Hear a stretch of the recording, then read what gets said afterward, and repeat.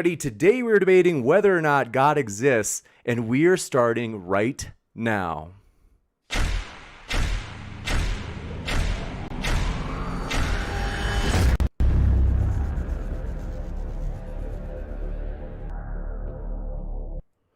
Ladies and gentlemen, thrilled to have you here for another epic debate. As today we are debating, does God exist? We are very excited as we have a tag team match. We don't get to have these very often, but it's always fun when we do. Want to let you know though, if it's your first time here and you love debates on politics, religion, and science, feel free to hit that subscribe button if you want reminders of future debates coming up. So for example, you'll see at the bottom right of your screen, next week we'll have a debate on Bernie or Biden. So that should be a fun political one we've never done. And we've got a lot more coming up tomorrow. Creation, biblical ancestry, all that stuff in the creation evolution camp. So that should be a lot of fun. But want to let you know a couple things. This is going to be a pretty simple format. So what we are doing tonight is we're going to give each side a flexible 10-minute opening statement that they are going to get to divide amongst each other. So you have on the left TJump and Amy, who are representing the atheist position, and then on the right of your screen, Sterling and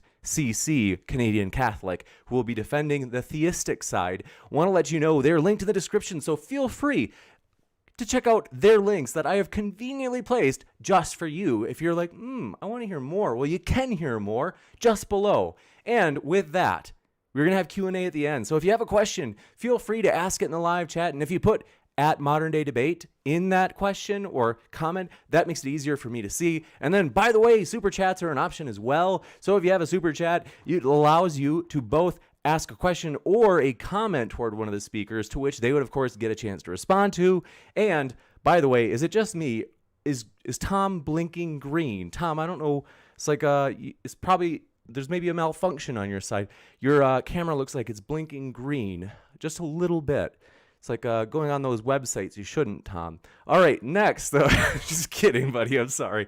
But I want to let you know, though, folks, one thing I want to mention is that if you do have a question, Super Chat also pushes your question to the top of the list for the Q&A section. So with that, very excited, folks. We're going to jump right into it. The atheist will be leading here by getting the first opening statement, and then we'll go to the theist for theirs, followed by open conversation. So Tom and Amy, thanks so much for being here. Pleasure to have you, and the floor is all yours.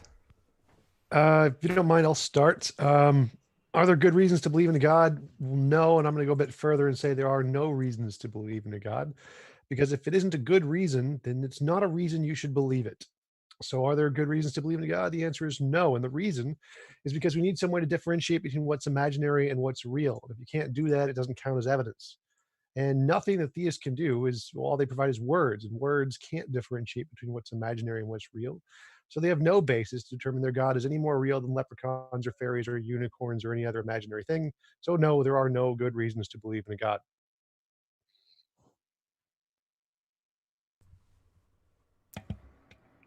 Okay.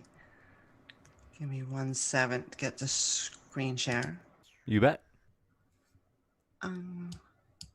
Says it's disabled. Oh, I think that, so there might be more than one way to do the screen share. At the bottom of the Zoom window that you have on your screen, there's usually like a little green square, and it's got an arrow pointing upward. If you click on that, it'll usually launch you into full screen. Is it at the top or the bottom? It's either on the bottom or it could be on the side as well. So you'll just kind of want to wave your cursor toward the bottom of the screen as well as to the side. And if it's not already showing, there should be a green box that'll pop up, and it'll allow you to click it, and it'll launch you into it.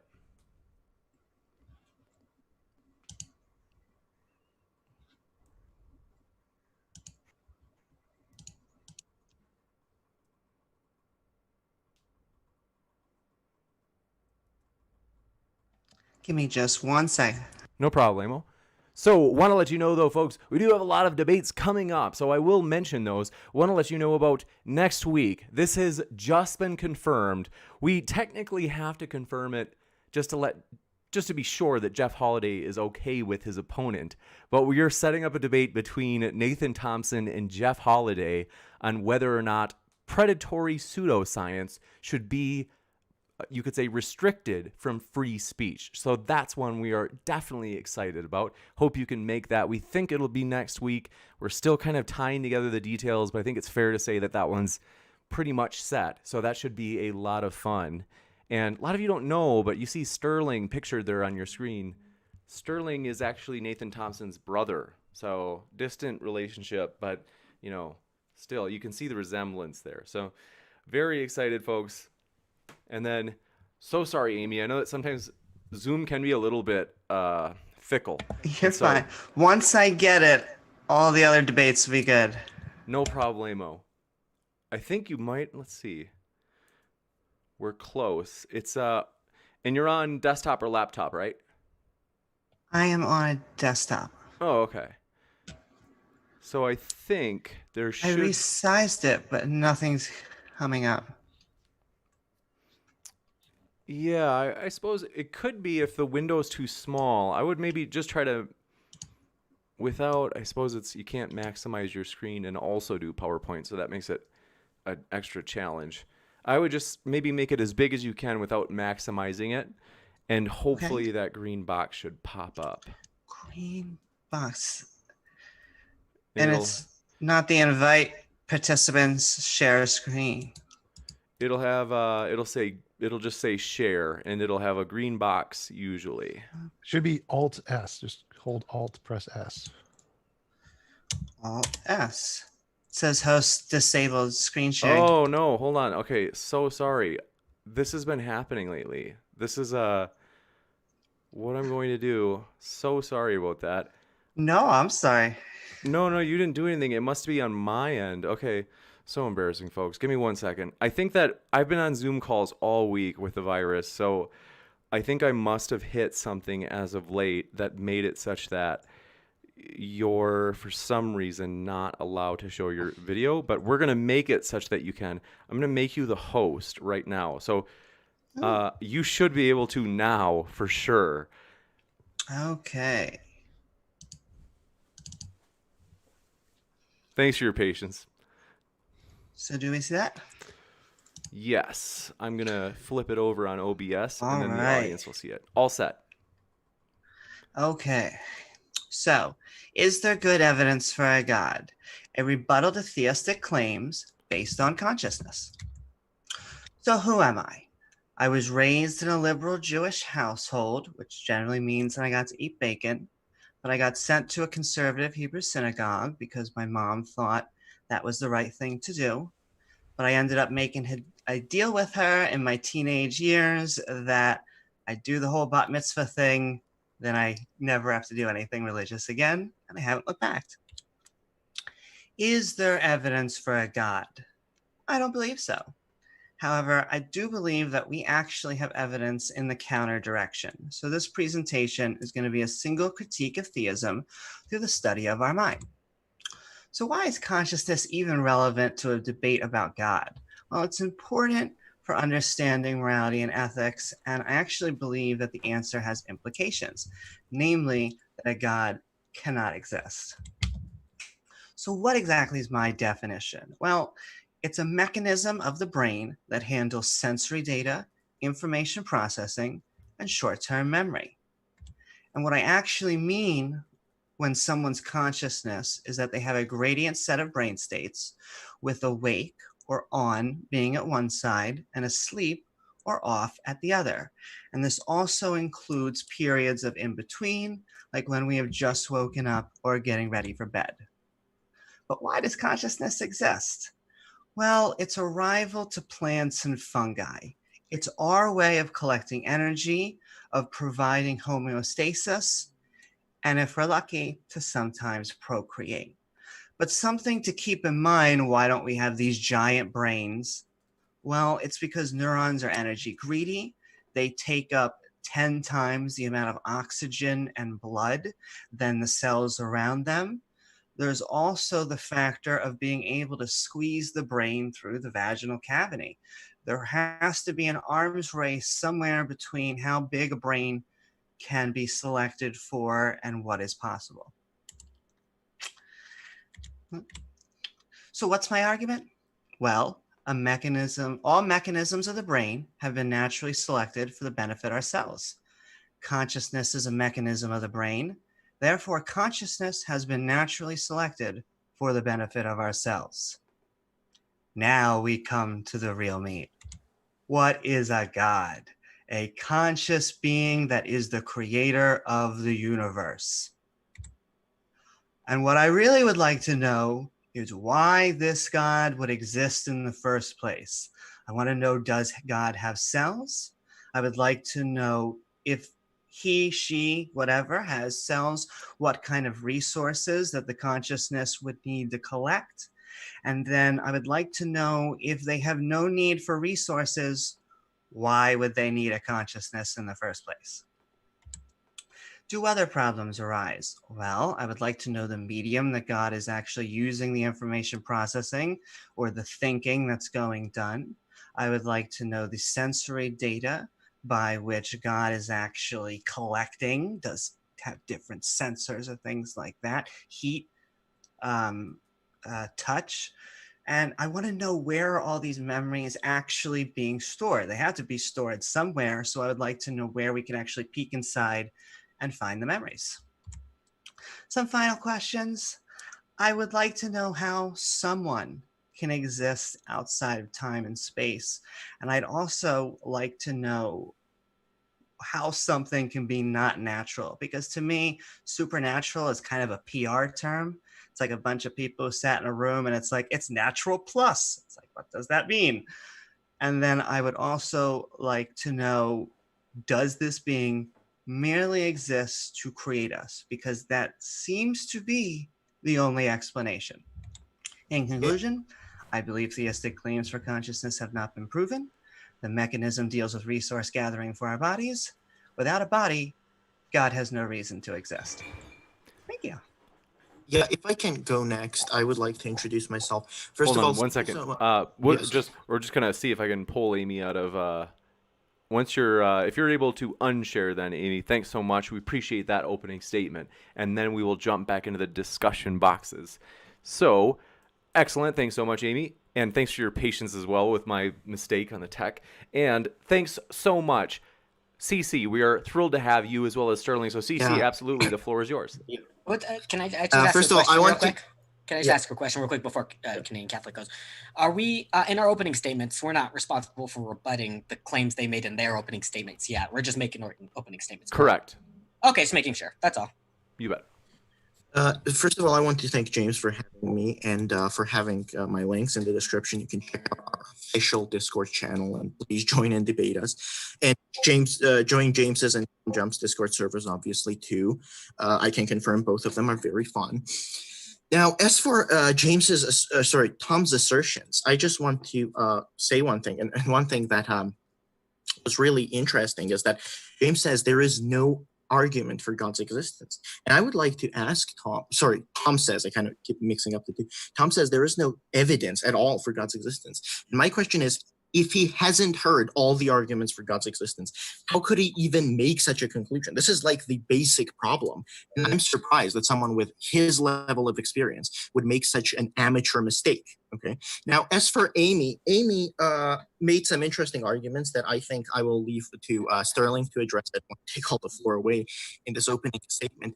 I just want to address one thing that we can show through various thought experiments, like, for example, the Mary's Room experiment, that consciousness is not all physical. So if Amy is asserting that consciousness is all physical, so made up of all physical facts, then it is up to her to show how this is tenable in light of what we know. So with this brief introduction, I'm just going to give the floor over to Sterling.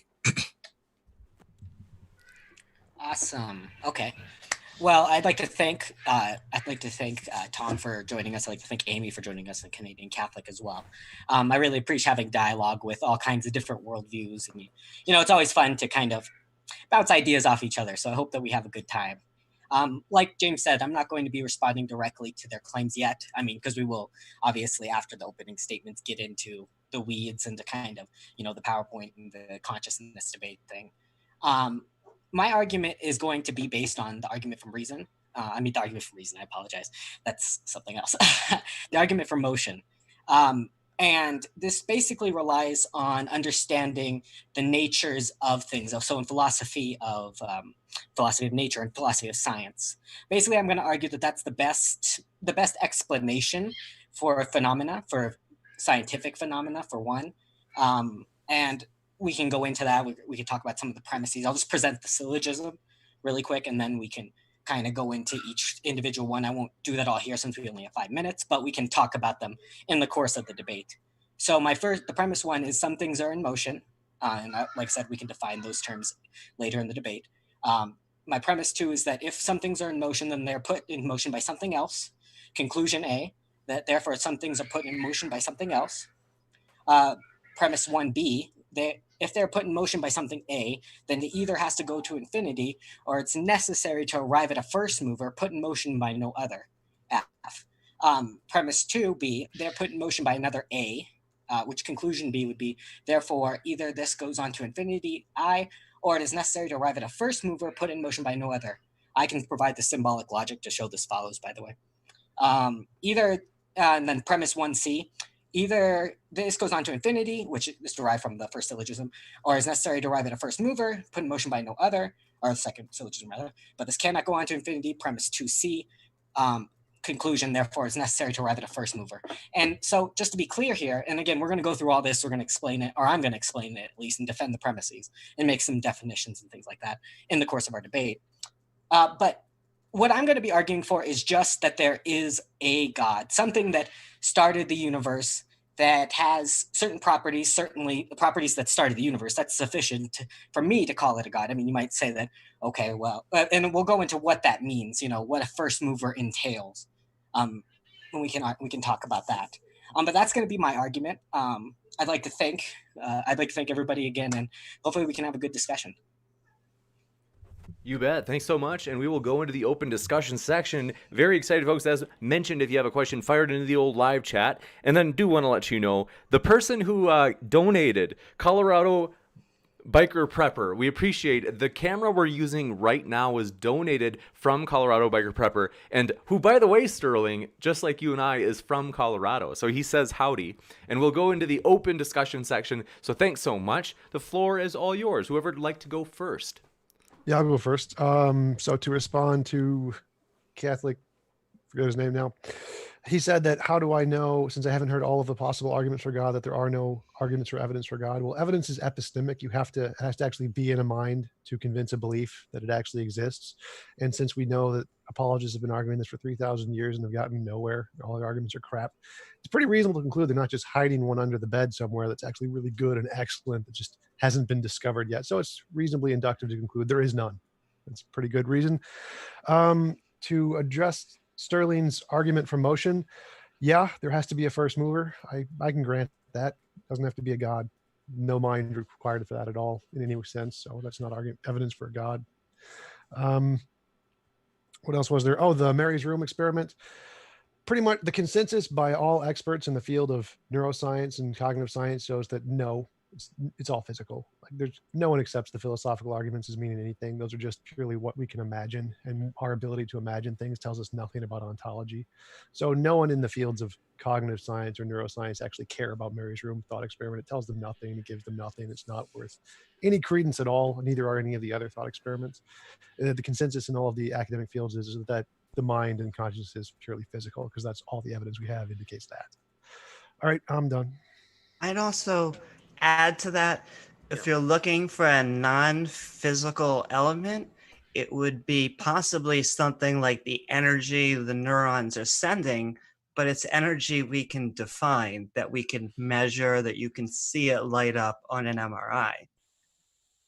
Yeah, if I can go ahead, first of all, I would like to note that Tom has made another fallacy, which is the argument from authority. Well, he has not shown which authorities deny the fact that there are mental facts, for example, that exist, and mind is all physical.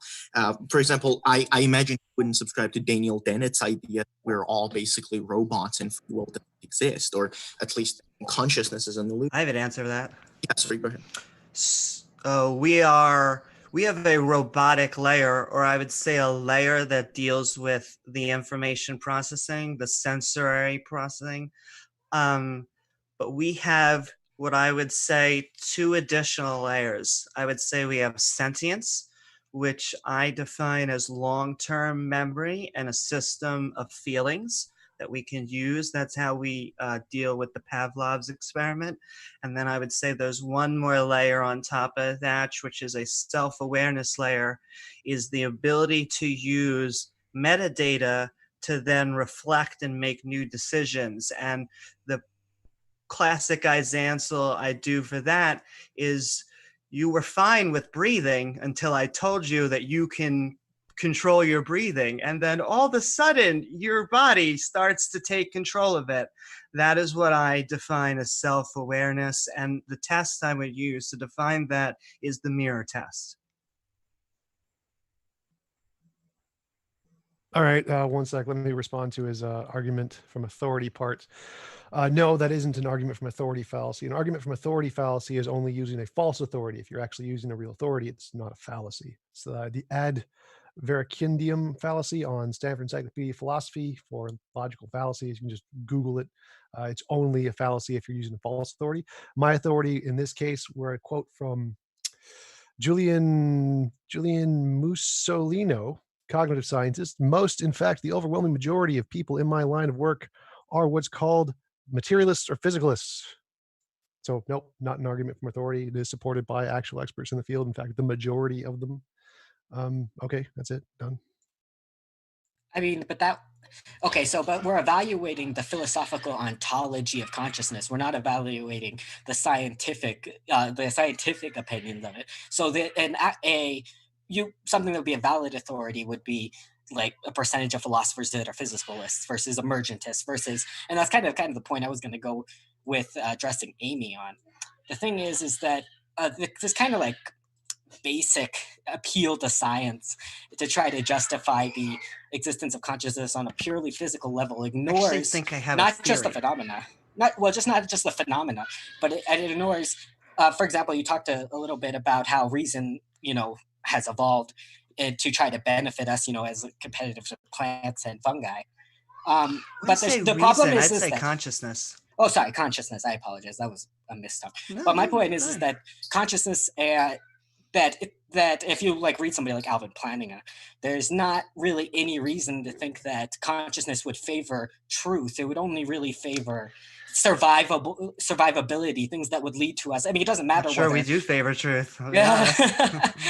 Well, I mean, it does exactly. Well, that's kind of the point. I mean, but then there's the other problem that if all my thoughts are ultimately atoms and just molecules, I really have no reason to think those things would lead me toward truth, and therefore I have no real reason to postulate my brain is made of atoms. If ultimately they are just meaningless particles that have no intentionality. I would take the word meaningless out. Just call them particles. Well, particles they don't have any reason or meaning unless you think. Okay, well, we can actually say what the meanings are and how they interact. Well, what is that intentionality? Maybe you can expand on that. Okay. Can you expand on Tom directly? Do you have any argument for why disembodied minds cannot exist? Is there any argument? Because they could. Yes, because consciousness is a mechanism of the brain. It actually develops. How do you know that? How do you know that? Because are you familiar with hard problem of consciousness? Yes, I don't believe it. I think that we probably should try not to interrupt That's an argument from incredulity. Hold on one That's second. a personal lack of. I believe I've solved the mind-body problem. Would you like me to answer it? I think the original question from Canadian Catholic was, I don't know what it was, but I think Amy was. Yeah. So my original question was, do you have an argument, specifically Tom, but yeah, Amy would be appreciated too, for why a disembodied mind cannot exist? What is an argument specifically? All mechanisms of our body have been naturally selected. Consciousness is a mechanism of the body. Therefore, consciousness has been naturally selected for the benefit of our body. Catholic. Just have if you'd like to point out where in the syllogism is wrong, I'll take it. Also, I wanted to bring up Zeno's paradox because that's the Just a whole second. motion. Do you understand thing, that right? assertions are easy? How do It's you not an know assertion; it's an this is argument. If you physical? can point You're out which part of the presupposing something premises that aren't has right. to be shown. Okay, hold on. I appreciate that you guys. Everybody has spirit, which is Apologize. great. We appreciate your passion, but we do just have to be sure that we'll do like one question at a time, and we'll let Amy or whoever it is have a chance to respond. So, I think what the last question was from Canadian Catholic. What was the last question you had asked? Are there any arguments that yeah. can So the indicate argument for a- why a disembodied mind cannot exist. What is the Okay. argument for that? I would like to know why a disembodied head would exist. Like, what is the reason? Why does God exist? Like, No, why? the question is, has there been an argument provided from Tom? Because Tom says, Yes. willing to Well, I don't grant know the about. first cause, but he's not willing to grant a disembodied mind. I want to hear an talk argument about for the why first this is cause. impossible. Because if it is not, then this becomes automatically more possible given what has been from this first cause. But would you admit that a disembodied brain makes no sense? I didn't say a disembodied brain. A disembodied. Well, How okay. can- So the mind, I consider the operating system of the brain. Assertions are easy, proofs are hard. You're simply asserting something without providing a single argument or engaging with what we have provided. Would you be able Clearly refuted your to position. You're point simply out where reasserting in the what you already syllogism? said. Okay. Will you at least grant me that syllogism has been naturally selected? Why are you changing the topic? That's a red herring. We are talking about mental facts, which you have not. Yes. There's no reason for a asserted. disembodied brain to exist. You would actually have to Disembodied prove that brain a is not what disembodied brain can disembodied exist. brain is a contradiction. We're talking about a I disembodied. agree. That's why a know God the doesn't subject. exist. Okay. So he did ask me, so let me try to answer the absolutely. question. So no, there's no logical contradiction with a non-physical mind. That's definitely possible, but there's no reason to believe it. Inductively, we only have evidence for any physical mind or a mind that is from a brain. So inductively, we can rule that out as having no basis at all, just kind of a fairy tale that we've made up like leprechauns. And so that's a good enough reason to exclude the possibility. And there's no actual reason to think it could do anything. Only Wait, natural explanation. Just to clarify before I I'd be let open to someone it. take the Well, floor. Tom- 1 second. I wanted to also respond Yeah, to what sorry. Sterling said, because Sterling and I have just been sitting back here just listening. So Sterling said that the argument from authority would be from philosophers. No, philosophers get no say in this at all. Philosophers are only post hoc explaining what we already know. Science takes authority over science in pretty much everything, because science is the confirmed methods we have to differentiate what's imaginary and what's real. Philosophy is just post hoc in that respect. So science always takes authority in those respects. Concerning Plantinga, Plantinga's theory of evolutionary truth has been essentially debunked. It's rejected in every field, mostly by philosophers especially. There have been a number of rebuttals showing that no, actually it can select for truth in numerous ways. And even if we do accept your premise that philosophers are the authority, if we look at the Phil Surveys paper, the authorities in philosophy agree with my position. They are mostly naturalists and physicalists also. I'm going to cede the floor to Sterling in a second, but just for everyone to confirm, you admit that you have no argument against the existence of a disembodied mind. You're not saying it's impossible. You're not saying there is no contradiction. You're saying it's a perfectly viable thing. You're not saying that there is any contradiction within it. Well, there are definitely arguments against them, but it's not a logical contradiction. Okay, that's what I wanted you to concede. Okay, thank you. Now I'm ceding the floor. Okay, so for one, I don't think it is sufficient. Well, okay, so obviously it depends on your perspective of how you approach philosophy, but ultimately, if the point of philosophy is to start at basic ontology, then they would be and that's at least my position. My position is that philosophers start at ontology, and if they start at ontology, like Heidegger's, what is the most important question? What is being?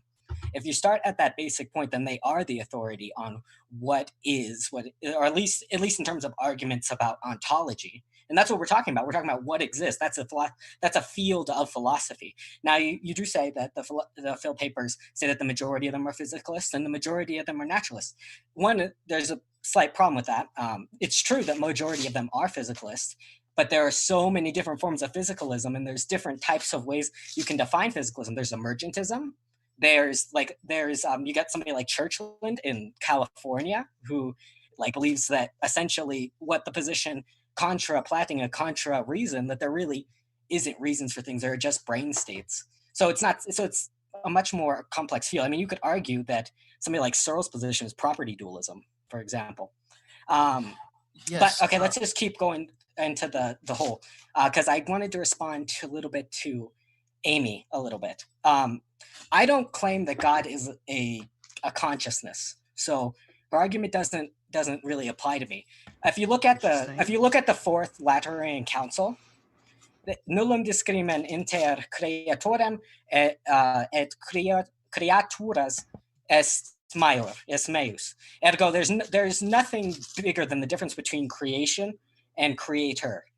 And Can I so just my ask- argument from the Catholic perspective is that you don't have to take God as a consciousness. He only has to be the thing.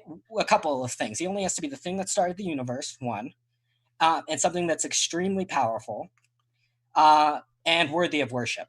Now, and again, so a consciousness is something that exists. I would agree that a consciousness exists inside a brain.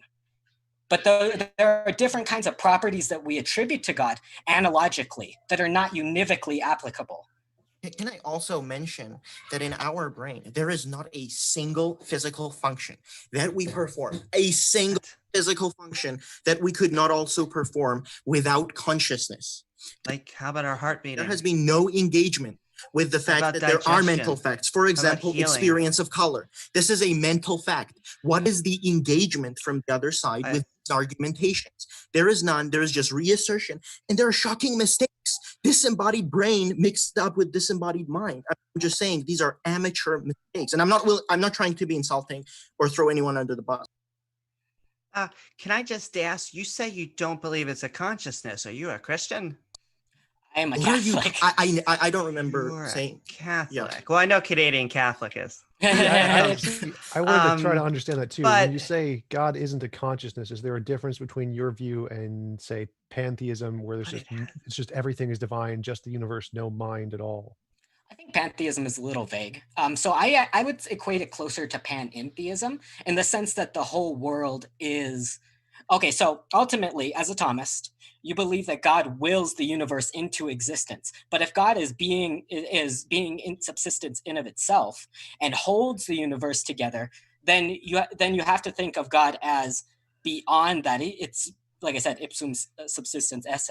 Right, So right. it's not- Panentheism says that God is both the universe and more than the universe. He's outside of space and time. But I'm asking, does God have a mind? Is it No, personal? not in the way we have a mind. No, certainly Well, not. I'm not asking in the way we have But a it mind. had a is it son? is it conscious? Does it have thoughts? Can it does it or is it like It doesn't have thoughts. No, he there's a doesn't have cup? thoughts. Is it more like the cup or is it more like me? It's not really like either. More like you, No, I no, guess. no. This is just more like. So the cup has. I no would guess brain. more like you, but not. Yeah, It's kind of so- difficult. So the atheist Kind of position is difficult. more like the cup, and the theist position is just more like a person, right? But he's not a person. No, Does it the doesn't matter. problem. Again, this is just cells? comparatively. The atheist position is No. it's more like a cup, and the theist position is that it's more like a person. That's I'm not Tom, and I'm trying not to interrupt you to that's just be fine. polite. But and also try not to step on anybody's toes. But I don't think that that's necessarily the case. Because okay, so I don't know how familiar you are with Thomism. Pretty familiar. Okay, so then you're familiar with like aprophatism or aprophyticism, like in terms of theology, like Right. that we can't really say too much positive about God. We can say what he's not, Right. and he's not like people in almost every way. There's Right, only I like agree, but as far as I know, most Thomists do think he has a mind and is conscious. I in wouldn't a vague agree. sense. I wouldn't They, agree. they agree that those terms can't necessarily apply to God. They're not sufficient to describe God. They're only analogous in some sense. But they would They're say that analogous, but they're only analogous. Like, so for example, okay, I'll just try to explain like a basic level, and just because I think it's kind of a red herring to the whole the whole argument, really, and also because I know that Canadian Catholic really wants to talk about consciousness.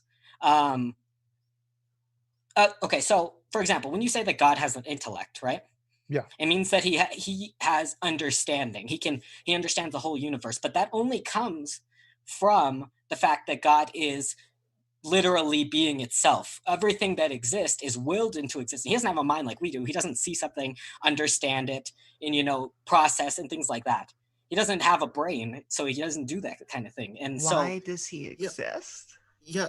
Well, so that's part of my argument, right? It's necessary for him to exist based on the argument. It's not like, but all these properties that people put on God are like extra metaphysical kind of like, I don't know, it's feel good stuff. I also want to engage with Tom's argument. I think, Tom, Good. that what what you're saying is not necessarily something that basically it could be a red herring, because we don't have to know the mechanism of action of God's consciousness to believe in it. What we have to do is, Well, that wasn't an argument. I was just And then literally asking him. I was like, I want to understand his position. I wasn't understand, actually but making an argument. I don't need to know the mechanism of action. You have already I didn't say you did. that there could be a first cause, and you made a concession that there is nothing inherently contradictory about Right. disembodied minds. Now, the third one that I'm waiting for you to make, the third concession, is why do you object to mental facts? What is your response to the fact, for example, the experience of color is a mental fact and not a physical fact? And if you concede Answer all that. three, then once again, why aren't you considering this as a serious possibility? You started out saying there is no argument at all for God. Right. Look There how isn't. much you're willing to Well, concede. there's Do no you evidence for God. notice why we object to your position? So, right. So there is no evidence for God at all. None of your That's arguments. just in any self-repetition. That's just way- repeating. So That's stop, not stop, engaging stop, with what we stop, present to you. stop. That's Sorry, that's the apologies. next sentence. That's the next sentence. So there is. I am correct in my original statement. There is no evidence for the existence of God. None of the things you presented are evidence. So my argument against the color analogy, why isn't color like red a mental state, is because it's just an unknown. Like do we know what causes color? No. Could it be potentially like idealism? That's a not mental the state? question. The question was the Stop, experience. stop. So again, any mental states, any experience, any quality experience, whether color or shape or anything, could all be idealistic. It could be a mental thing, or it could be a physical thing. The fact that we have them tells us nothing. It's the same fallacy that Descartes used when he tried to use, I think, the 4am to show dualism. It doesn't work. The fact that we have a quality experience of redness doesn't tell us what that redness, what that experience is. It could be idealistic, it could be materialistic, it could be dualistic. It tells us nothing. So right now it's just here's something we don't know. All of the evidence of everything we've ever discovered is all physical. So it's reasonable to infer it's probably going to be physical. Asserting this new property that we have no evidence for of this mental stuff is just ad hoc. There's no basis for it. If I could just say it's blurry, blah, blah, blah, and then that would be equally as reasonable as concluding that it's its own ontology of stuff. Can I just recap real quick? You're willing to concede that there can be a first cause. You're further willing to Yes. that this first cause can be responsible for something like the human consciousness, and you're willing Sure. to concede that there is nothing wrong with this first cause potentially being, there's no logical contradiction with this first cause being a disembodied mind. Correct. There's also no logical contradiction with it being a leprechaun or a unicorn or a That's a magic total. That's a total red No, herring. no. You've That is conceded the whoa, validity of the whoa, argument for the whoa. first cause. Canadian That's Catholic. wait. I want to respond to that. So Absolutely. the reason that debunks your entire argument is, again, evidence is only that which can differentiate between what's imaginary and what's real. So if I can make all the same concessions and insert an imaginary thing like leprechauns or magical pixies or unicorns, that shows it's not evidence because it can't differentiate. What was just second, I would like to press you on the Mary's Room thing. What is your evidence after the Mary's Room? What is your conclusion? Mary's Room is nothing. Mary's Room is just a philosophical analogy. What is it? We can't What do you understand. object to? Where is the premise wrong? What do you I have to object to in actually Mary's Room? look at them in detail. You to do not point even out. know what it is, and you Off the top of my head, I don't need to. Again, since it's not. So what is your accepted in object? any What is the serious problem with it? philosophical- What is the again, wrong I don't with need to. premises? I can just say it's not accepted in any scientific field because no Well, one cares. And Oh, that's so the you're reason. not even going to be engaging with these arguments? I can go ahead. Tell me what it is. I'll be happy to. Okay, so Mary's. Oh, so you do not know what thought experiment is? Well, Off the top of my head, no, I don't. Like, with I the don't have experiment- all are you arguments familiar- memorized.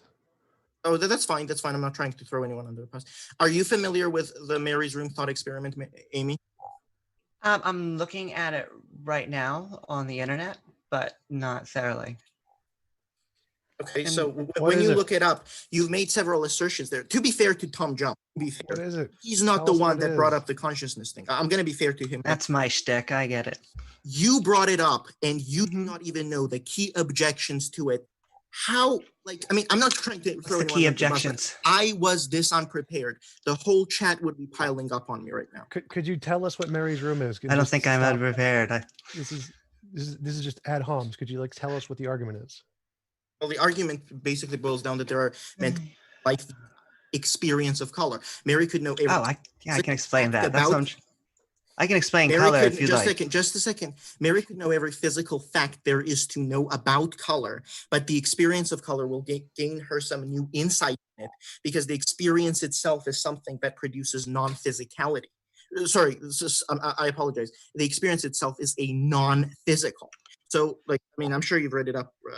Either some of you have remembered or maybe you read it up. So I would like to see the engagement because Tom asserted that everything we know is physical. And What? No, I didn't say that. So, but I'm happy to address that. So again, Mary's room is exactly like dark matter. If I know every physical fact about what's a universe is, I still couldn't tell you anything about dark matter because it's not one of the known physical facts. So Mary's room doesn't tell us anything. It doesn't tell us brains are physical or. So is it your assertion experiences. that Mary learns something new when she experiences red after knowing every single fact about the color red? Yes, just like you can experience something new if I like. What give you a new is new she name. learning?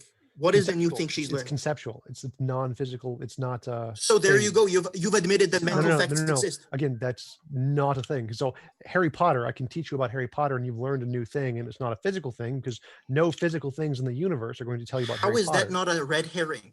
Because it's the exact same thing. It's like the rules of chess. I could tell you all of the physical facts about the rules of chess, the chessboard, or I could tell you all of the material facts, all of the particles. I can give you all their positions. It will never give you the rules of chess. To give you the rules of chess, I have to tell you because those are not things that are themselves physical in that sense. They are conceptual.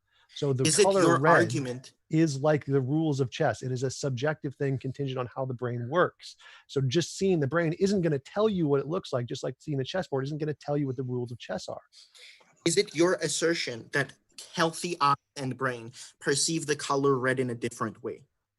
Potentially.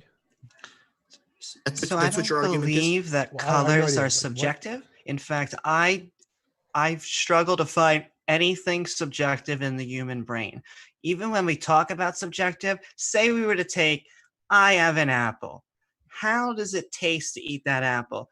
Well, if we really wanted to, we could go through all of the facts. We could say, well, how much water did the apple have? Did it have good sunlight? Was it picked well? How long until he ate the apple?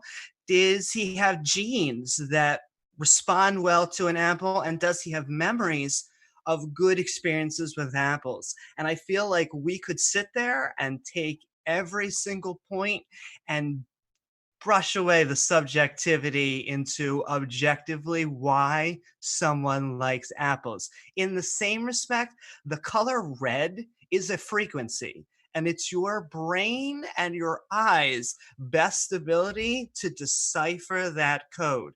Now, you could say I could take that wavelength and I could put it into a hex code, into a digital representation.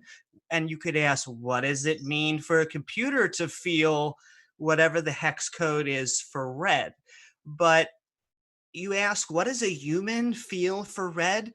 Well, it's our body's organs best trying to translate that data into usefulness as best as it can. And any type of subjectivity that I could see would squeak in is because humans aren't perfect machines. And so you're going to get people who have trouble with their brains deciphering red.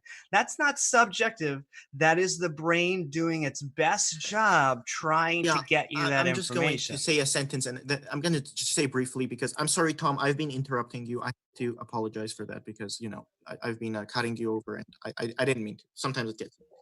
But let me try to recap something. Mr. Jump has conceded that given that Mary knows. I haven't conceded anything. These are literally the things that are on the first videos on my YouTube channel. We already know these things. I apologize. So Mr. Jump has at least said, okay, don't like that word, that Mary knows every single fact. And in the thought experiment, she knows every single fact, including how brain subjectively interprets things, what wavelengths. And there is something mental, this is what we call mental facts, that she learns, and new information that comes in with the experience of color red. So now the question comes in again. If Mr. Jump is willing to concede that there is a first cause, even for the sake of argument, I'm not even saying that, you know, then he's willing to concede that this first cause factually produced parts of the universe that are conscious, okay, that experience consciousness. Yes. There is a possibility and even probability of mental facts. What is against the idea that this first cause is a disembodied mind. What is the argument against this? I haven't seen, and if it isn't an argument against this, I do not see how our position, or at least ours, hasn't at least doesn't gain an advantage. Right. So that's a burden of proof fallacy. I don't need to present an argument against it at all. You need to present evidence for it. So again, the same thing applies to leprechauns and unicorns and magic pixies. Is it possible that the first cause is a leprechaun or unicorn or magic pixie? Yeah, it is. There's not a logical contradiction there. But if someone's supporting the leprechaun hypothesis, right now it has zero evidence. The fact it's possible isn't evidence. They would actually have to show that this has a more, or is not an imaginary alternative. It's not just a made up possibility, it's a real one. That's the difference. That's why there's no evidence for a God, because it's just like magic pixies or leprechauns. You don't have a way to differentiate. Is it real? How do you know that it's a magic? I just kind of want to point out that I'm the only one who's offering arguments for the existence of God right now. I know, right? we're talking about, we're in the mud with consciousness, but Oh yeah, you haven't responded to my point yet that you sorry, don't I was kind of waiting for them to, get through what they wanted to talk about. Apologies. I may. No worries. I mean, can you just reiterate the minor points? I forgot what you had said. Yeah, my rebuttal to your point was that there's no need for a mind. Like when atheists and theists in contemporary scholarship have a debate, they're debating, they agree there is some fundamental nature to reality. The atheists think there is no mind there. There is no non-physical consciousness that exists. The theist thinks there is a consciousness that exists at the fundamental nature. So I don't know what your position is on that exactly, because I mean, most Thomists, if I've asked them this exact same question, is God more like me or is God more like the cup? They always say God's more like me. They do agree it's a consciousness in some vague analogous sense. So that's the debate between atheists and theists. Atheists say, nope, it's not that. Theists say it is that. And as far as we can tell, there's no reason that it would need to be a consciousness, or nothing that a consciousness can explain that a non-consciousness couldn't. Therefore, the first mover may be conscious, but there's no reason to think that it could be not. Right. Okay. Now I understand what you're saying. Good. Because sorry, it was mixed up in a lot of different things. I was a little confused. So let me just address that kind of. Let me just address that on layers. So one, I think consciousness is a really ambiguous thing, for one. I think it involves a lot of different things: sensation, intellect, will. I think there's a lot of just observation. There's a lot of things that when we say consciousness, we're really talking about human processes. And I don't think that the debate between atheists and theists is about, I'll just say that I don't think it is about whether the fundamental nature of reality is a consciousness. I think that, and I'm representing Thomism here, and I think not all Thomists, not all scholastics would agree with this, but a lot of them would. What we can say about God is very limited, but we can say he's pure act. Now, he doesn't have consciousness because he's not a brain. Consciousness is something that comes from brains and animals and things like that. But he would have, for example, if he's pure act, we can draw other conclusions about him. He would understand everything. So this is kind of why I wanted to dive a little bit into the argument earlier, kind of go through. I don't know how much, James, can you just tell me how much time we have until this is over? Oh God, please do not just go into the Thomistic definitions upon definitions. I know. Definitions. It's going to be fun, right? I'd say maybe 20 more minutes of open discussion. Just can we skip to the end? Where's the argument part? Because you haven't gotten there. Well, I presented the syllogism in the beginning, and then we can break it down, and go through it, so that we can talk about the argument. But I'm not going to go into definitions upon definitions because you've conceded to a lot of the argument. We're just going to talk about I can grant your entire argument in the introduction, but it doesn't indicate a God. So when atheist talks about a God, they mean some kind of consciousness. It doesn't matter if you like that word or not. So why would the atheist be wrong? That's you need to present that. That's your premise. So my set is that the pure act. When I say that if there's something that's pure act, that has implications, right? I mean, I think we can agree on that. Something that has no change. So what would it mean to not change? For example. Well, change is, again, the subjective metric that we made up in our heads. It isn't necessarily an ontological thing, kind of like time. Well, then you couldn't grant the argument because premise 1A would be wrong. Nothing would really be in motion. You see what I'm saying? Because everything would be not in motion. That's again wrong. It's assuming that change is somehow an ontological fact that applies to the world and isn't just a made-up category that we have. It's too abstract. It doesn't mean anything. It's kind of like time. We thought time. Well, but then you can't really grant the first one if it doesn't really exist. I can. You can have motion without change. It's totally possible. Okay. Well, that's what I'm talking about, though. Motion basically is change. It's going from potentiality to actuality. Change is an abstract concept that we apply to things. It isn't an ontology. So we can have motion without change. No problem. How do you have motion without And change? Sterling, Quantum would physics. you agree that most of Zeno's Yep. paradoxes have, at least mathematicians claim, have been solved by calculus? I don't really see what the argument is there. Sure, but Because they and can you work know in that infinities, and they can. well, the point actually. So interesting that you say that, and I'm not trying to interrupt you. I love your accent, by the way. It's really nice. But okay, so actually Aristotle, to go into a little bit of history, he developed the idea of potentiality and actuality to solve Zeno's paradox and to solve the Parmenidean paradigm of change, actually. So while there is potentially an infinite number of steps between the first and the for example, the tortoise and the Spartan, if they're racing or whatever that is, there's an actual limited amount of space. So even though that you could potentially cut it up into however many parts, there's only an actual amount of space, even though there's a potential infinite amount of steps, right? So, I mean, that would only support my argument of anything. Or, well, it's not even support. It's kind of like a tangent. But you do get there. You could say it takes infinite, that it could could go on endlessly, but yet how long does it take to walk 10 feet? Just a minute, or an actual amount, and that's right. Still waiting for the argument. So Aristotle did invent potential and actual infinites, but he believed in a past infinite. So he believed that the infinite past just went on forever, but it was just a potential infinite. So, but I'm still. Let me see if I can skip all of the explanation and try and give you your own argument. You believe that act requires some kind of will-based decision, right? Oh yeah, or decision, but yeah. I mean, I'm not sure. I'm just going to try and get. It has to be willed. Yeah, the universe has to be willed into existence. There have to have been a point where there was nothing, and then there was something. And in order to do that, you have to have a will. You have to have. Well, no. So that's the first part, is that there can't be a nothing, because the will has to exist for there to go from nothing to something. So there can't be a. Well, there would just be no change, though. It'd be stasis. That's fine. But you can have that with quantum mechanics. So anything a will can do, quantum mechanics can do. But isn't a will something we find in high-level agencies? Like, we don't even find it in most of life. Like, the vast majority of life, the single-celled organisms, fungi, plants, they have as far as we could tell, no will. So most of the universe, including most of life, doesn't have will. It's for seemingly mammals and birds to make these sort of self-awareness, or animals. I shouldn't say mammals and birds. Animals. Right. So why would a god have will? Okay, so let's break that down. So are you familiar with Aristotle's four causes? Maybe. So the efficient cause, material cause, the formal cause, and the final cause.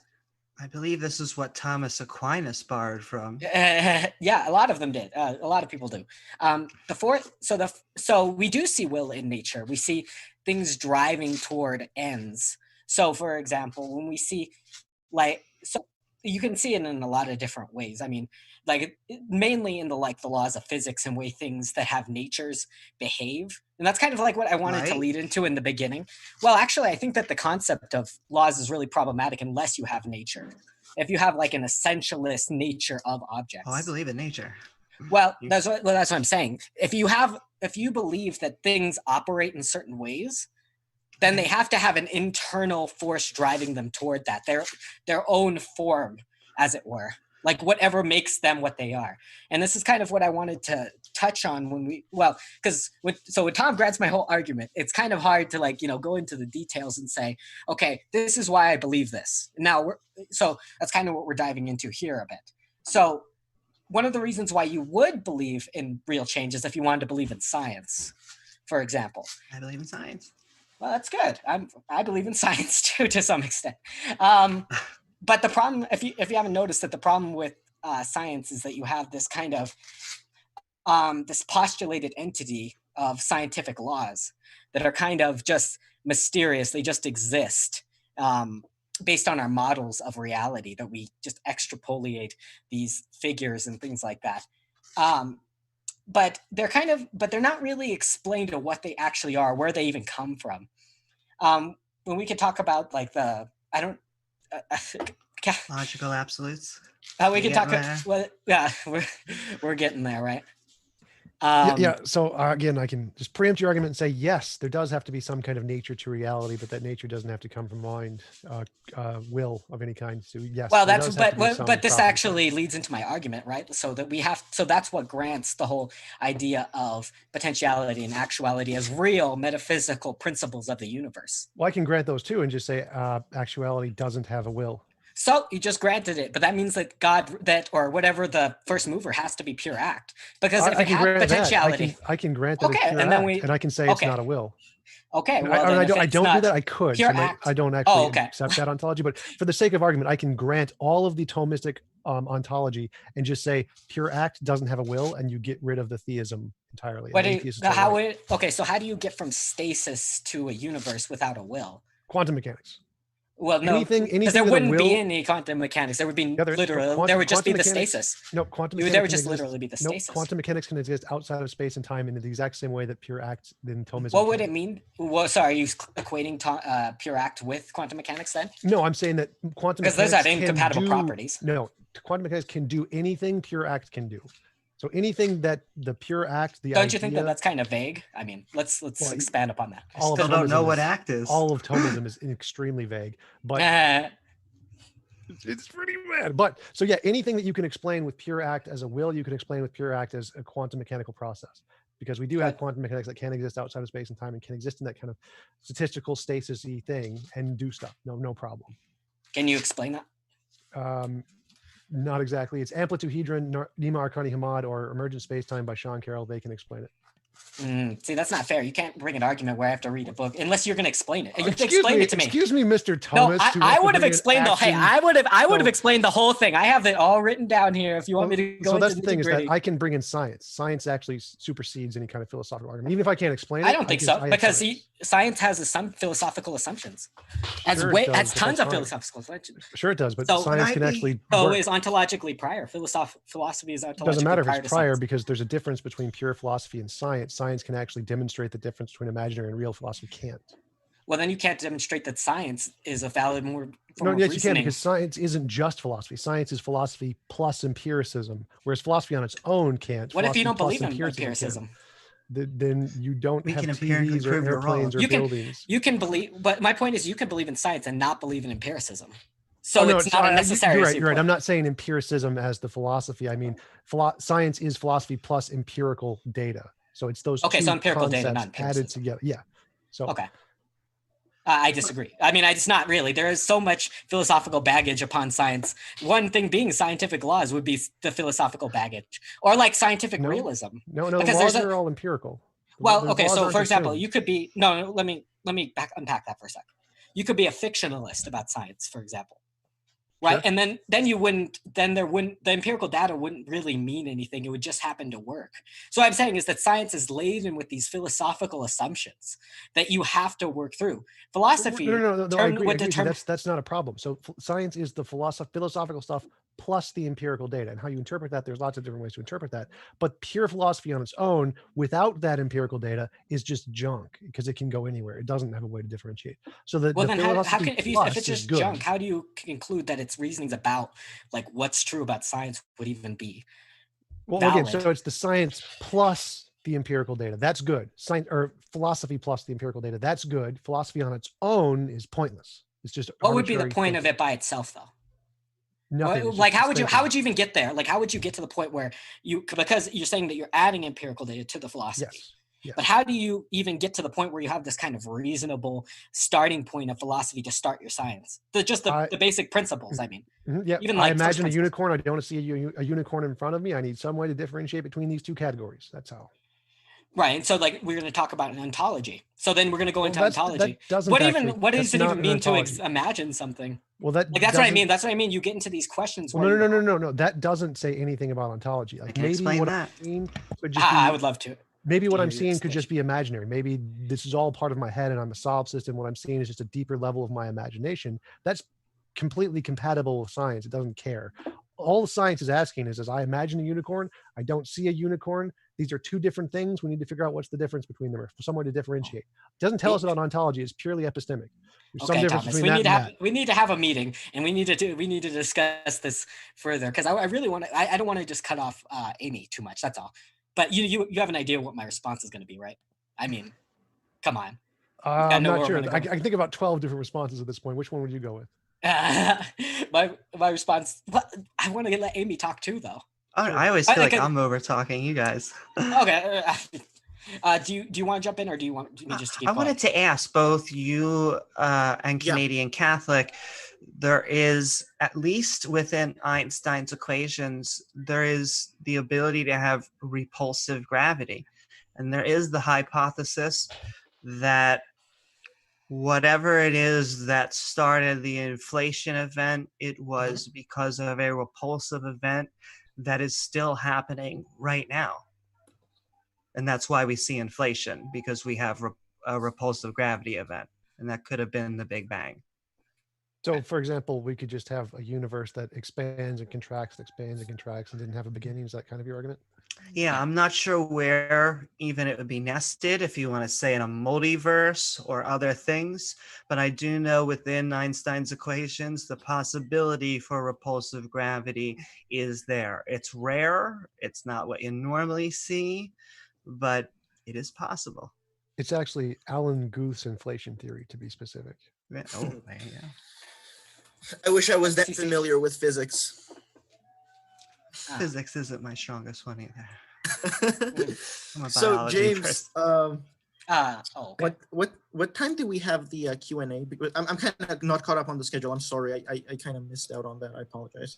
Oh, was I going to respond to Amy, or was it just? Oh no, sorry. I was just No. It's fine. I just thought you were asking me too. I didn't. Or I think, apologies. Right? Apologies.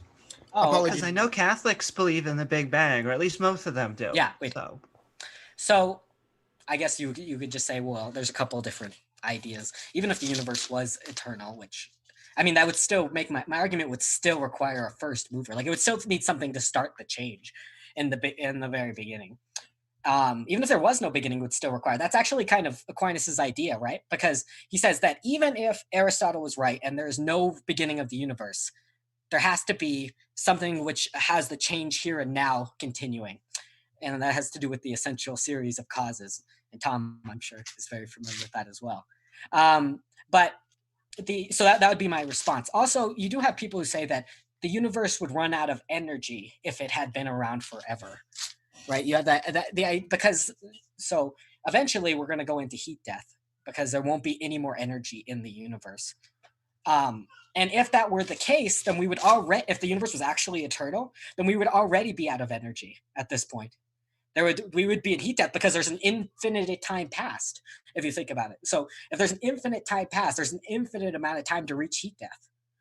And James, I'm sorry for interrupting you, but you can, answer Canadian Catholic's question. No, it's okay. I would say we probably are to the point where we might kind of draw together the threads from tonight's debate. So, in other words, going into, I think Sterling got that reference. So we will kind of give you guys a few minutes. Everybody, if you want to take a little bit of time to kind of just summarize. Maybe we go, I think it would, just because otherwise we're going to have a bunch more rebuttals. If we go from either left to right or right to left, it might be better to go right to left, since we had the atheist start in the on the watch screen. So for me, that would be the two theists going first, followed by the two atheists. And if anybody has a strong preference, we can go either way. But given that the atheist started, we can go in the reverse direction this time.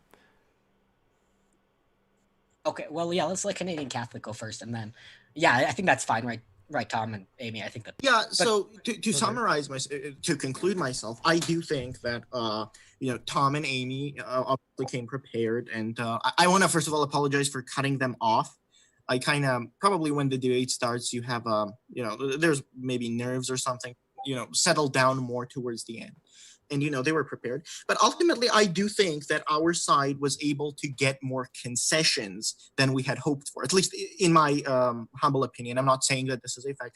I'm just saying that I thought that, the idea that there is first cause, and this first cause is responsible for what we perceive as the universe, and then we have the mental facts, and that the consciousness could include mental facts, and the shocking concession, which I didn't accept expect that there is nothing wrong with the concept of disembodied mind. There is no logical contradiction. And I've debated several people on this topic. Notably, I've not debated people like, for example, Jack Engstrike, who actually present arguments arguing, no, this is not coherent.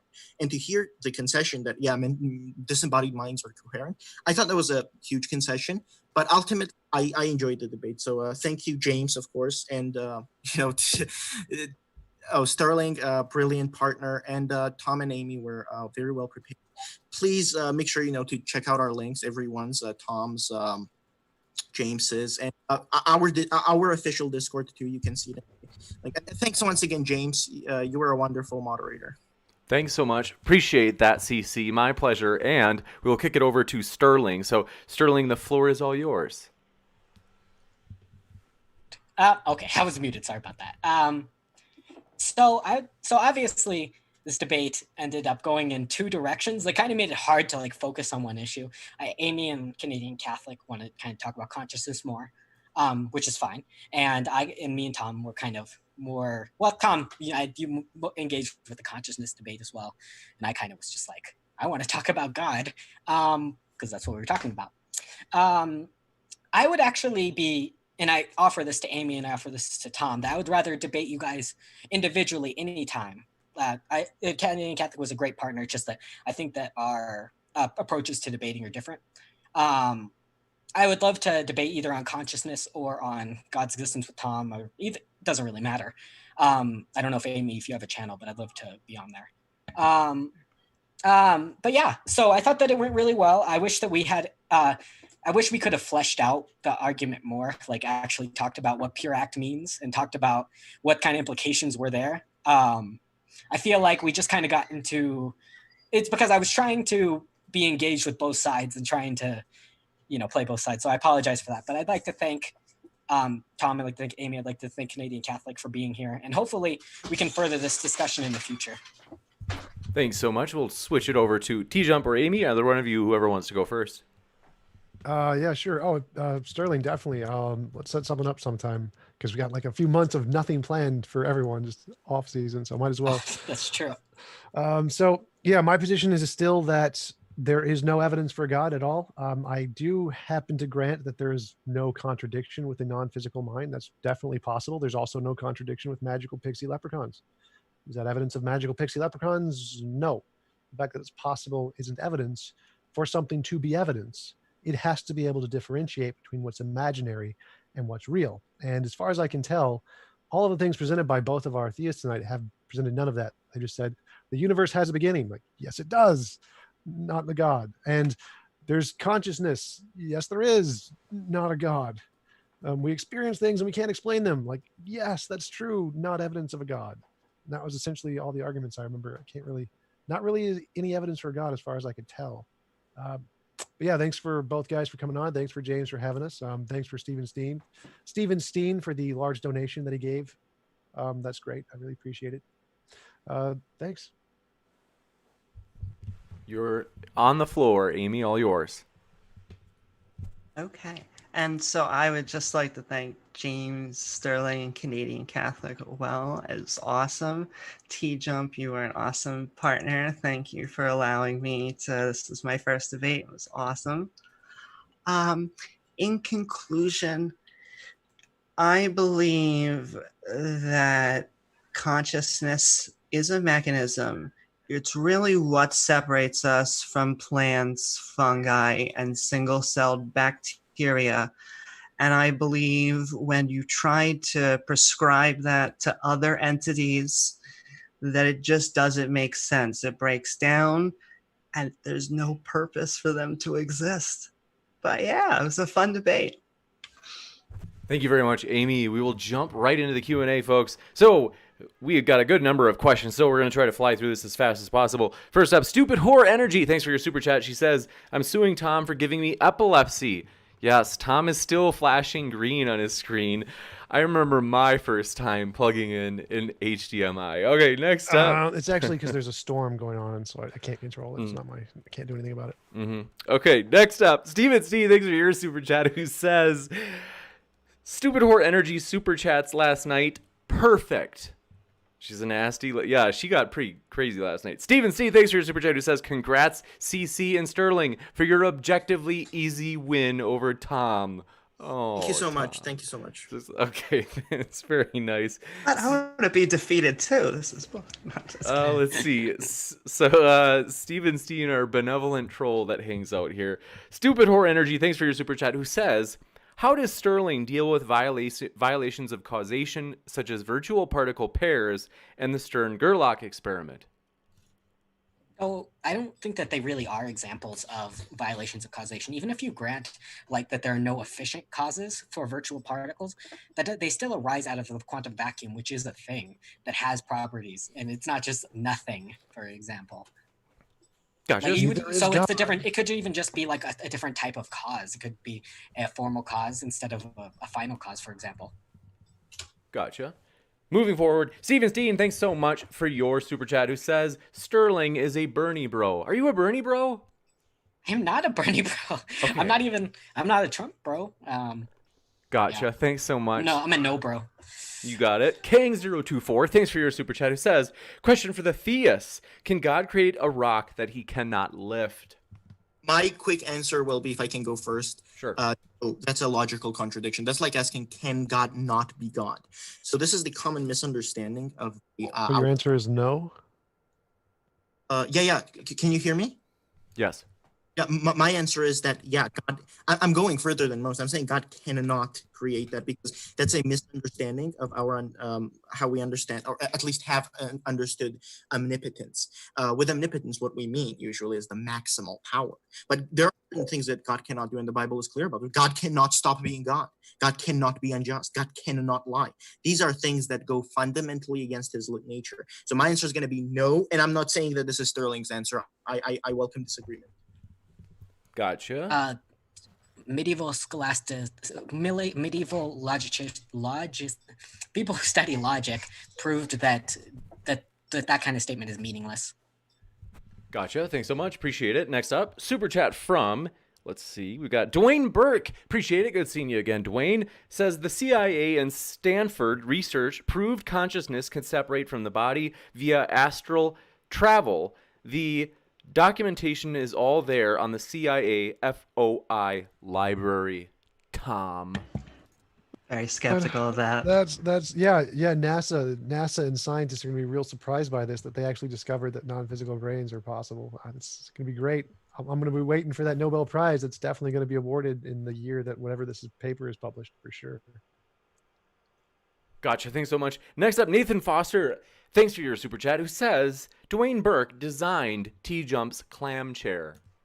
It's very nice. I don't know who that is. Dwayne Burke was the last person who gave the super chat about the CIA, and yes. So yes. Very nice. Two birds with one This stone. chair is Dwayne Burke's father, as James would say. That's very nice. I Dun, like dun, that. dun. Yes, exactly. Stupid Horror Energy. Thanks for your super chat. She says, "Are you guys familiar with Boltzmann brains?"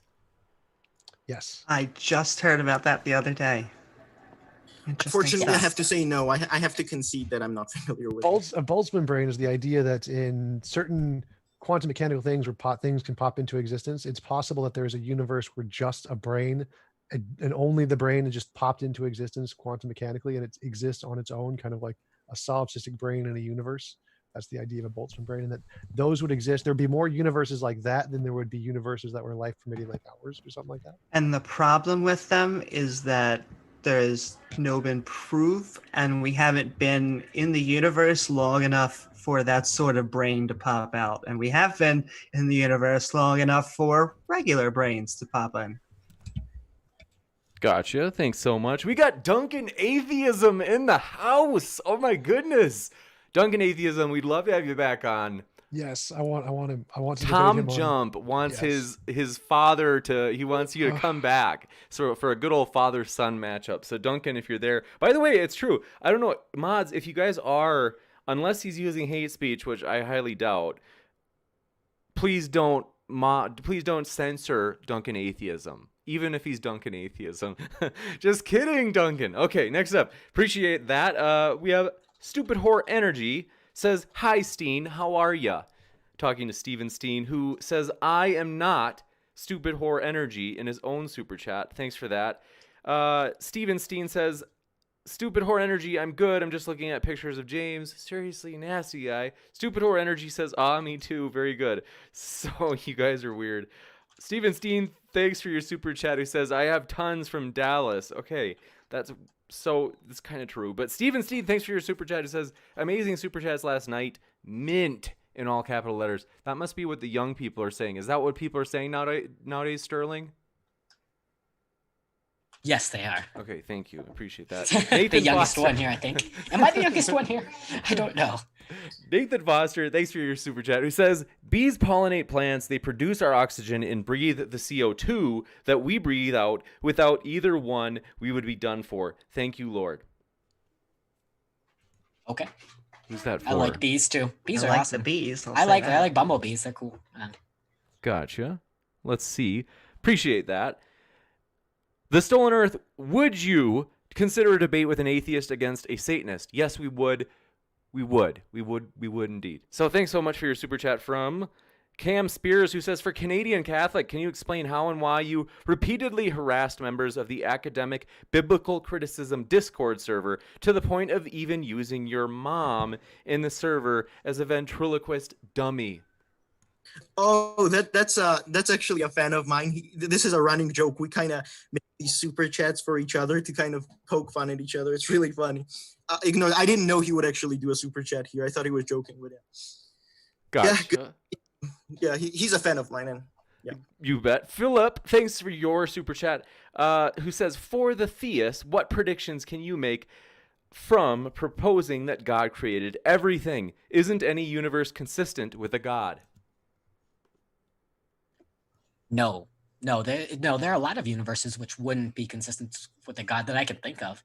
Ones that don't change, ones that don't have natures, ones that where there's no conscious experience at all. Like if you have like a kind of almost a pre-Kantian categorical imperative type of universe, that wouldn't really be a possible universe. Things like that. Gotcha. Thanks very much. Next up, appreciate your super chat from Philip, who says, for the Theists, what predictions can you make from proposing that God created everything? Isn't any universe consistent with a God? Did I just get deja vu? Or did we just answer that? Or was there something different there? Oh, no, you're right. I'm sorry. That's embarrassing. Okay. No. I just thought I thought you're absolutely right. Sorry about that. Long day. Kang024, thanks for your super chat question, who says, for the Theists, does simulation theory align with your beliefs? I don't know if Canadian Catholic wants to touch that. No, it's kind of silly. I mean, the only part that I like sympathize with is the idea that God doesn't have moral obligations, but that's kind of it. Yeah, James, you cut out a bit. Could you, if it's not a bother, repeat the question? It might be a problem with my connection. Glad to. Let's see here. They asked, does simulation theory align with your beliefs? My position has been that it would matter. To be honest, I do not believe in the simulation theory, but even if it were true, the facts that we see and experience would apply in that simulation, and we would still be able to deduct something. So yeah. Gotcha. Subtracted, thanks for your super chat, who said, if God made existence before existence itself, how could he have brought the universe into existence when there's existence to bring the universe into? You want to touch that Canadian Catholic first? Okay. I guess not. God is existence itself. Ipsum esse subsistens. So he is being itself, as it were. So that's kind of what pure act means. Like if we want to dive into that, but yeah, that's my answer. Gotcha. If you want to, you may. Anybody else, if you want to respond? No? Okay. Fair enough. Snake was right. Thanks for your super chat. Says, if things must have internal force to drive them, what drives God, and why is God a necessity of that? Doesn't that mean something exists without will? All right, let's just keep hammering them. You set them up, James, and I'll knock them out the park. You ready? Okay. So basically God being pure act, it literally means that he is change. What drives change at all? So there's nothing that drives him because he is that. He is the force in the universe, which causes the even possibility of change in the universe. So there you go. Canadian Catholic, come on. Maybe? No, I don't know. Yeah, I'm satisfied with that answer. I don't really. The thing is, I ceded the floor because Sterling has been arguing from the Thomist position. So this was a classically Thomist question. So I just kind of let him handle all of it, right? Gotcha. Fair enough. Thanks so much. Next up, question. Let's see. Stupid Horror Energy strikes again, she asks, but Thomists give primacy to metaphysics, which is the problem. True. Yeah, we do. That's kind of I think the core difference between me and Tom is that I don't start with epistemology. I don't think you can start with epistemology. I think it gets you nowhere. You end up with like in a rut, and you become a solipsist, and you're on the street, and it gets bad. Like, I don't know. I've been down that route, and it ended up getting me into Heidegger, and I bet you guys all know where Heidegger can get you. I mean, if you're familiar with history at all. Basically, actually, that's what I think. I think if you start with epistemology, that you should be a Heideggerian. You should be a phenomenologist. And if you start with metaphysics, you become a Thomist. Now, you just got to mix those together and see what you get. And it's beautiful. Mwah. No, starting with epistemology doesn't lead necessarily anywhere. It's just, how do we know stuff? It doesn't lead to anything. It's just a method. Leads you to Heideggerianism. No, most philosophers reject that. Gotcha. Thanks so much for your super chat from Merlin72001. Appreciate it. If you had a question you want to attach to that, let me know. Just shoot it in as a normal chat in the live chat. Kang024, thanks for your super chat. They said, question for the atheists. Don't we run into the problem that the origin of the universe can never truly be answered because every time someone proposes a solution, we can keep asking the question, what happened before that? That is true. The problem is every time we find something, we are going to ask, what is beyond that? The expression that comes to mind is turtles all the way down. You're always going to keep on looking. But I think the answer is to find out as much as we possibly can. And when we don't know something, we just say, I don't know. And that leaves us open to keep on searching. Gotcha. Thanks so much. Next up, Apollo Jedi says, Cam Spears gave $20 to James, who platforms Harasser CC. And the rest I'm not going to read because I have no idea what's going on there. But I have no idea. First of all, I don't know if CC actually does this because I don't hang out wherever this apparently happened. But if allegedly happened, it's hard for me to keep tabs on what everyone has done who's been here. It's hard enough to keep tabs on Tom. I mean, look at him over there on the left side of your screen. I mean, the guy's all over the place. So next up, Dwayne Burke, thanks for your super chat, who said, I love you, Tom. One time somebody... Oh, no, sorry. I was SJ asked me to a debate she made a super chat. I'm like, yes, SJ, I've got a month of nothing to do. Let's debate. Oh, snap. That would be off the charts. And I tease TJump all the time, but I love him. Look at him there. He's a lovable guy. I mean, the most lovable guy. Next up, James, come on. Keep it indoors. A terrific guy. Okay, next up, Dwayne Burke, thanks for your super chat, who says, eating a cocktail sausage and thinking of TJump. I didn't make that up. I'm dead serious. That was like well-timed. That's clearly something just James read for no reason. That's not a super chat. It's just how James feels. I just made that one up out of thin air. No, that was real. Merlin72001, thanks for your super chat. It says, arguments for a god are not evidence for a god. That's just wrong. Yeah, I also, this is the problem. I don't mean to insult anyone, but if I can get philosophical for a second, I just want to ask people who will be no doubt commenting in the section. If any of our side, and this is not an offense to TJump or Amy or the person who asked this, asked a question that's so anti-intellectual in nature, wouldn't everyone be ripping at us? Wouldn't there be memes made from these, right? This is the thing I'm objecting to. Questions like these, for me, in essence, are anti-intellectual. And I'm not attacking the person who asked them. I'm simply attacking the argument. And I'm saying that it has to be fair, right? I'm not saying let's make a meme out of this. I'm just saying, can we see that and acknowledge that atheists can make dumb arguments and recognize it? Sure, but none of mine were, so it's okay. Gotcha. Next up, thanks so much for your super chat from John Rapp. Appreciate it. Says, TJump, was I naive to hope for some evidence of God? Yes, I mean, you can't really hope for much when the best theists in the world can just provide kind of gibberish word games, but that's about it. So I mean, there's not much to hope for. Don't you think that's a bit disrespectful, kind of like in? Oh yeah, it's meant to be. It's meant to be.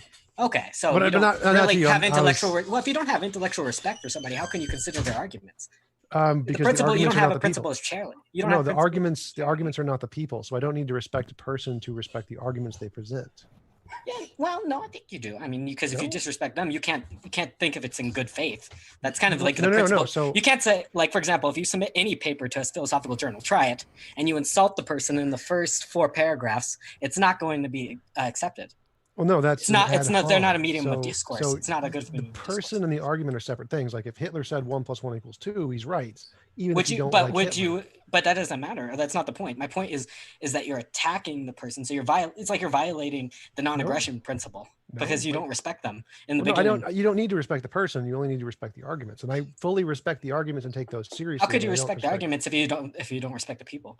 Because that the they people come don't from? matter. The arguments matter. Like you could write the argument on a computer screen and it's the same argument regardless of the person saying it. Or I could get like Richard Dawkins or someone who I respect to say the argument and it's the same argument. So the argument and the people Okay. are separate. Most philosophers would not agree that that's a reasonable standard of discourse for philosophy. No Yeah, paper. they do. Try any paper and submit a paragraph insulting somebody in the first paragraph, and then go into your argument. See if you get it accepted anywhere. It's not a Well, reasonable that's not intellectual charity. relevant. It's It not is relevant 'cause the because principle those of are the charity- standards of discourse. No. Those are standards of discourse. No. Yes, they no. are. They're the standards of discourse. No, the standards of discourse apply to arguments, not to people. They do apply to people because they would never work. Nobody would It's ever only take about the arguments. your paper seriously. They would It reject it doesn't make a instantly. difference. It would be rejected like that. No, We're there are going to. lots of We gotta- philosophical papers with insults. Gotta Zero. move- It gotta is move zero forward. acceptance. So they sorry are, to interrupt. they are accepted. I totally love that 0%. you guys are passionate. But just to move on to get through as many questions as possible, thanks so much for your super chat from Gentle on James. I hope it's not about me. Okay, it says, I'm stiff and I'm not talking about my back. Come on, seriously, you guys are sick. Cam Spears, thanks for your super chat. It says, I am not a fan of CC. He is lying. My accusation was serious. CC, you got a major critic in the audience. By the way, some people in the live chat, they said you did it on our server. What's going on, CC? Can you take I it have easy no on people? idea, honestly. I don't know most of these.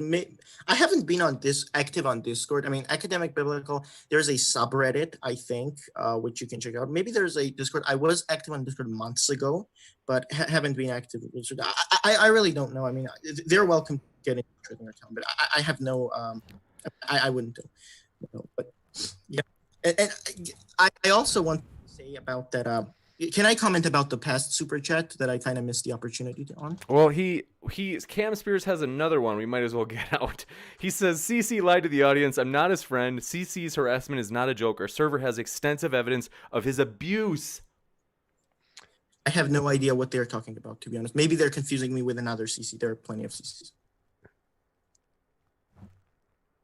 So, Yeah, I'm pretty sure they're not. I think there is credible allegations, but I can't be certain. But I don't think it cares. Like for the same thing about the argument me and Sterling just had, ad homs don't matter. It doesn't matter how terrible CC is. All that matters are his arguments.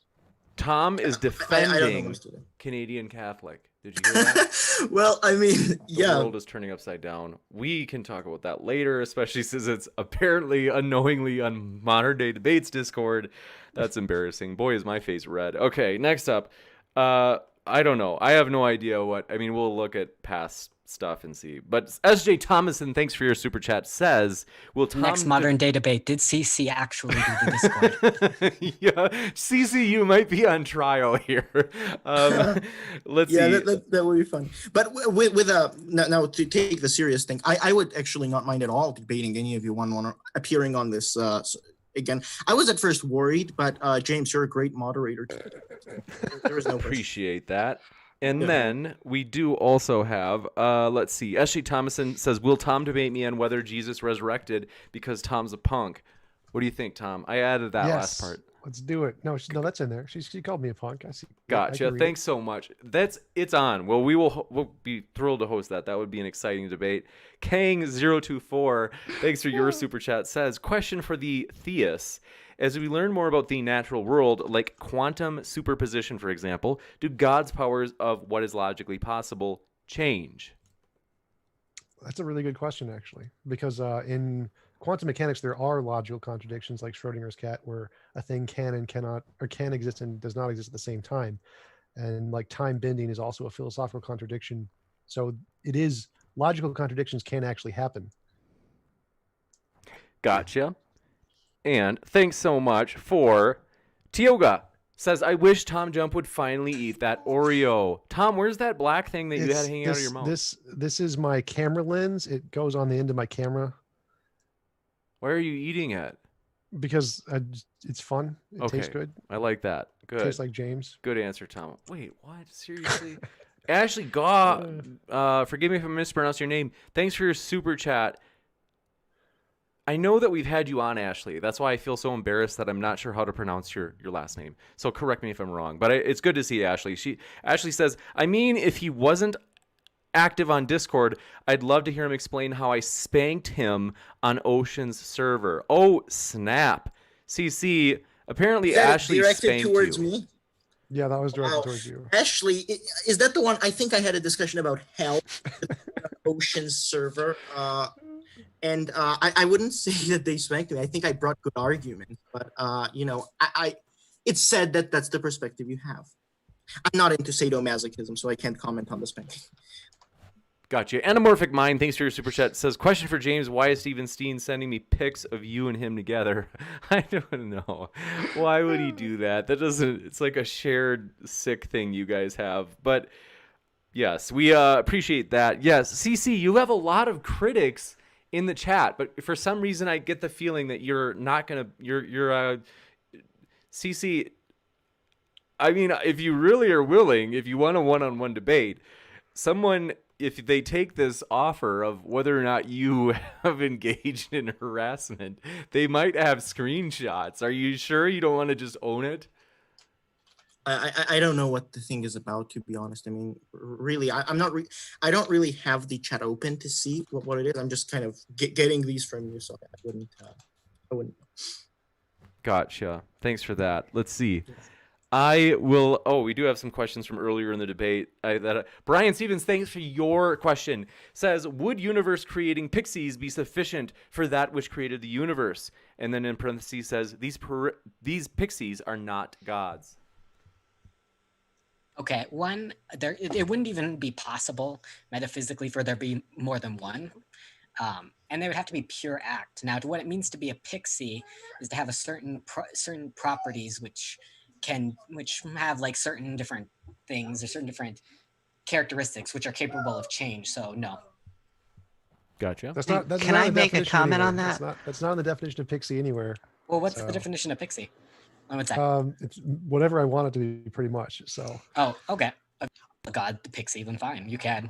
It's just not a god. That's essentially it. It's anything that isn't the Christian God that can create. Well, I mean, if you say it has characteristics, though, I mean, like I'm thinking of something with wings. Yep, it has wings. It's little. It's like Tinkerbell, but it's those magic. Things are okay. Wings have potentialities and actualities. Nope. They're magical wings, so they don't have that. They're just pure act wings. And how does that work? And a pure act. What does that mean to be a pure act wing? Exactly.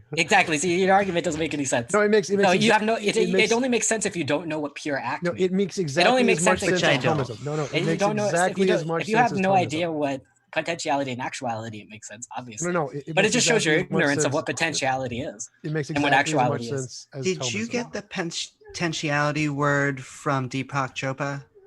What? Deepak Chopra. Yeah. I don't He know has what a that whole thing on potentiality. is. No, potentiality and actuality comes from first Aristotle, actually, and then Gotcha. in the scholastic tradition, kind of. And what I Deepak really wanted to Chopra. ask is, how do you know it's one? How do you know it doesn't take two gods and they have to kill the third god to make a universe? Yep. Okay, exactly.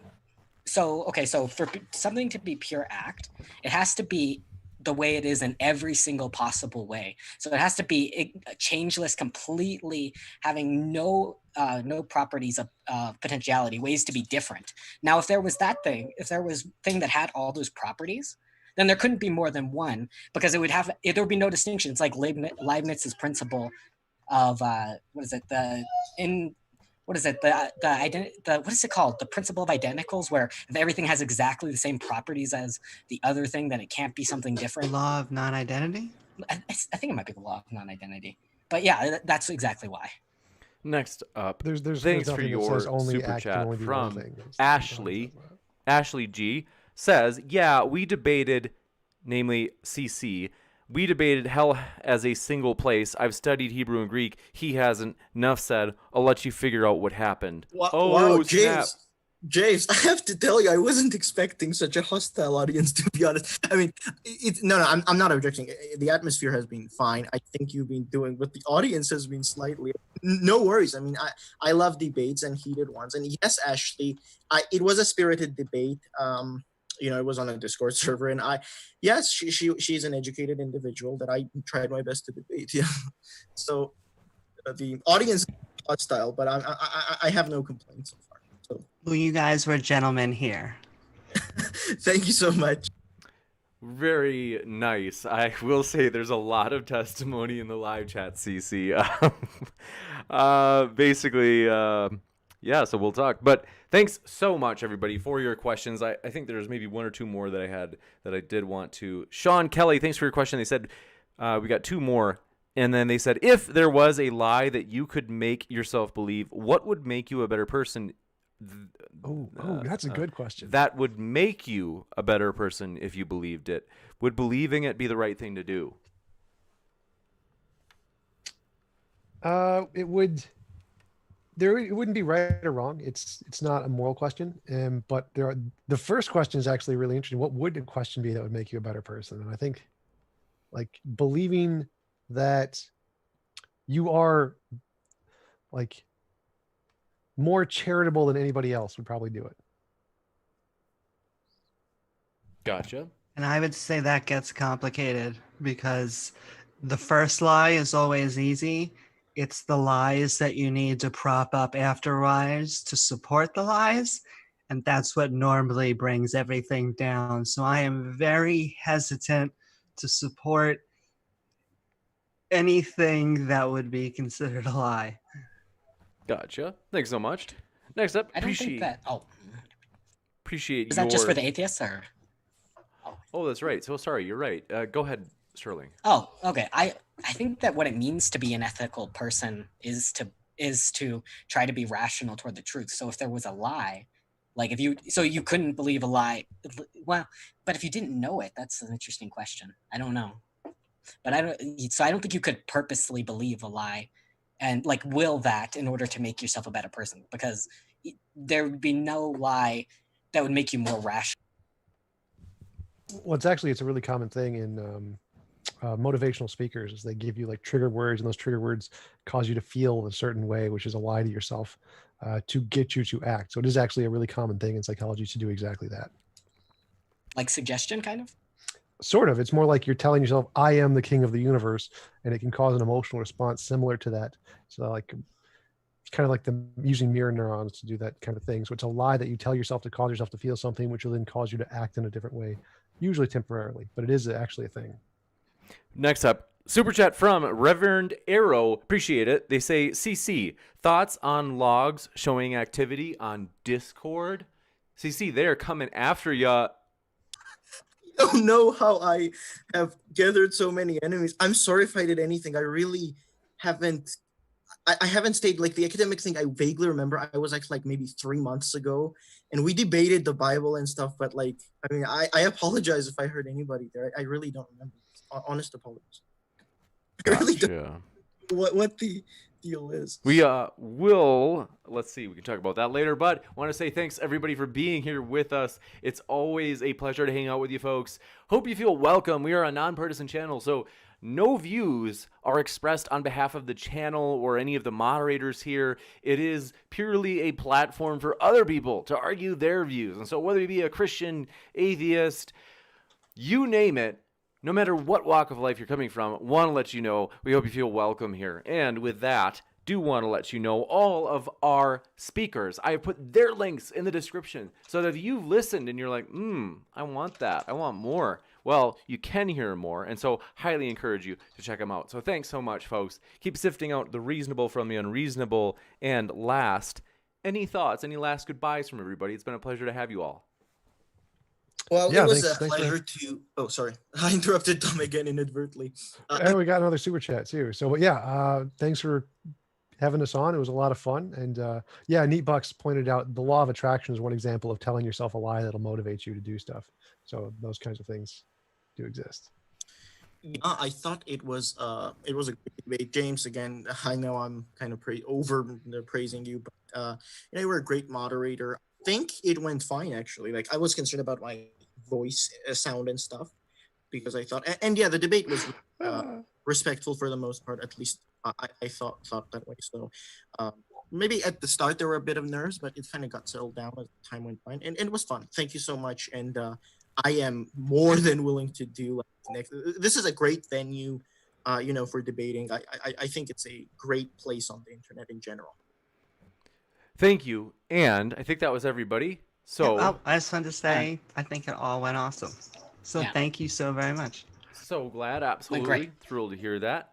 And last super chat from Stupid Whore Energy, who says the water brought James and I. Waiter. Oh, the waiter. Oh, it's like first time reading. Okay, the waiter brought James and I sushi that was encrusted with diamonds. Does that even make sense? I tried picking out the diamonds. James laughed at my attempt. I pushed the plate away and started. Gosh, you're sick. Okay, next up. So thanks so much for hanging out here, everybody. It is always a good time, and we hope you have a great night. We will see you tomorrow afternoon, that is going to be a lot of fun. We are going to have a creation, biblical speciation debate. It's going to be a former zoologist against Standing for Truth and Raw Matt. So it's going to be a 2-on-1 Lion's Den debate. That is first time in a long time we've had a Lion's Den debate, so that should be a lot of fun. A handicap match, you might say, 2-on-1. And so thanks for being with us, folks. Have a great night. See you tomorrow.